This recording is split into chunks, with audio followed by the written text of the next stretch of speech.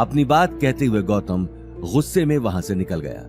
याशी आगे कुछ कह नहीं पाई और एक टक उसे जाते हुए देखने लगी। उसी वक्त एक काला सूट पहना हुआ मोटा आदमी उसके पास आ गया। हेलो मैम, मैं इस होटल का मालिक हूँ सिकंदर, और यहाँ आए हर एक गेस्ट का ध्यान रखना मेरा काम है। जी कहिए। मैम, मैं बहुत देर से आपके साथ बैठे आदमी को देख रहा था, कहीं वो आपको परेशान तो नहीं कर रहा था क्या? तुम जानते भी हो वो कौन है? वो जोधपुर के बहुत बड़े बिजनेसमैन रघुवेंद्र राठौड़ का बेटा है। ये बात सुनते ही उस आदमी के पैरों तले जमीन खिसक गई।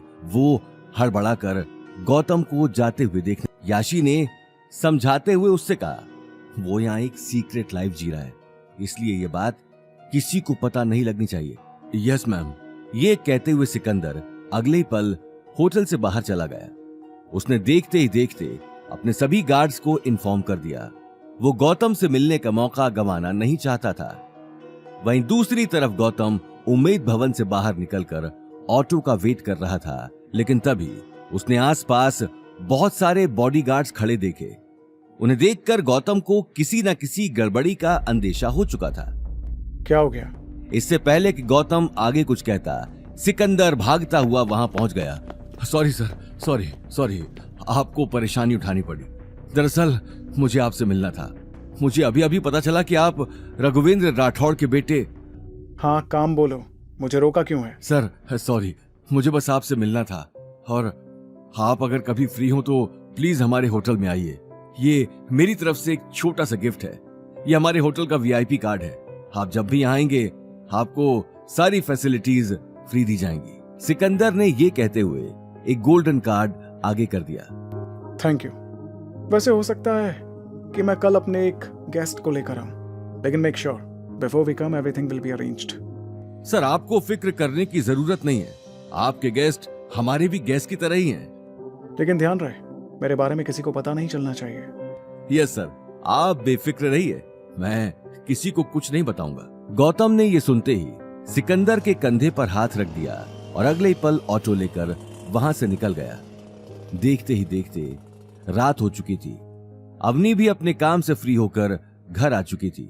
वहीं गौतम के दिमाग में अब तक याशी की बात चल रही थी।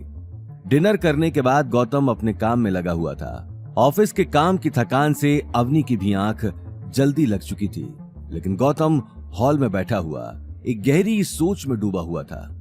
ये 1 साल तो निकल जाएगा, टाइम का वैसे भी पता नहीं लगता, लेकिन 1 साल बाद मैं अवनी को सच बता पाऊंगा कि नहीं। अगर याशी की बात मैंने मान भी ली तो डैड कभी इस बात पर हाँ नहीं करेंगे। वो मुझे 1 साल बाद यहाँ से बुला ही लेंगे, फिर चाहे मुझे। गौतम ये सोच ही रहा था कि उसी वक्त उसकी आंखों के आगे अंधेरा छा गया। रात रात भर लाइट जलाकर बैठे रहते हो, बिल क्या तुम्हारा बाप भरेगा?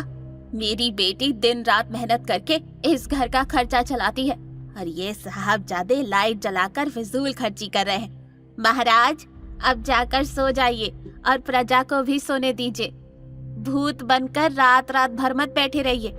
इधर कुछ हार्ट के मरीज भी हैं, यानी तो रात में भी चैन कोने विताल के जिया सर माथे बैठे गयो। गीता अगले ही पल बड़बड़ाते हुए अपने कमरे में चली गई। गौतम तुरंत उठकर कमरे में चला गया।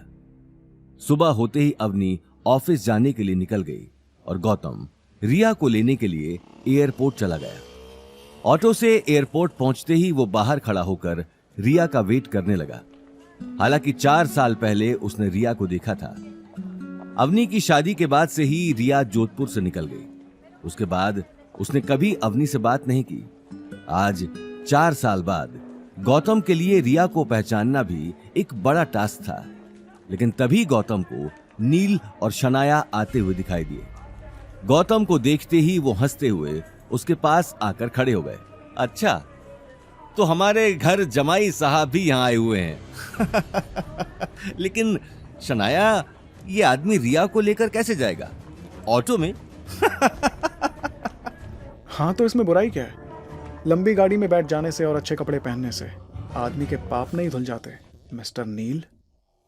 ये बात सुनते ही नील की आंखें गुस्से में लाल हो गईं। उसने गुस्से में अपनी शर्ट की आस्तीन ऊपर चढ़ा ली। शनाया समझाते हुए बोली, भाई छोड़ो ना, किस नौकर से बात कर रहे हो? अवनी डिजाइन डायरेक्टर क्या बनी है, इस आदमी के तो पर ही निकल आए हैं। नील कुछ शांत होते हुए बोला, देख मैं यहां कोई सीन नहीं चाहता, अच्छा होगा तू यहां से निकल जाए। दिया हमारी गेस्ट है और गेस्ट के सामने कुछ भी ऐसा वैसा हुआ तो मेरे दोस्त भी साथ आए हैं, मेरी एक आवाज पर तेरे हाथ पैर तोड़ देंगे। भला इसी में है, ऑटो ले और वापस घर निकल जा, समझा मेरी बात? ये बात कहते हुए नील ने अपने लफंगे दोस्तों को इशारा कर दिया जो कुछ ही दूरी पर बाइक्स लेकर खड़े थे, और नील की एक आवाज पर वो लोग गौतम को मारने के लिए तैयार थे। लेकिन गौतम बिना डरे नील की आंखों में देख रहा था। क्या दीपशिखा गौतम से मिलने आएगी? आखिर क्या तमाशा होने वाला था एयरपोर्ट पर? क्या होगा गौतम का अगला कदम? आगे की कहानी जानने के लिए देखिए अगला एपिसोड सिर्फ पॉकेट एफएम के यूट्यूब चैनल पर, और रॉयल वारिस के सारे एपिसोड्स को सुनने के लिए डिस्क्रिप्शन में दी लिंक से डाउनलोड करें पॉकेट एफएम ऐप।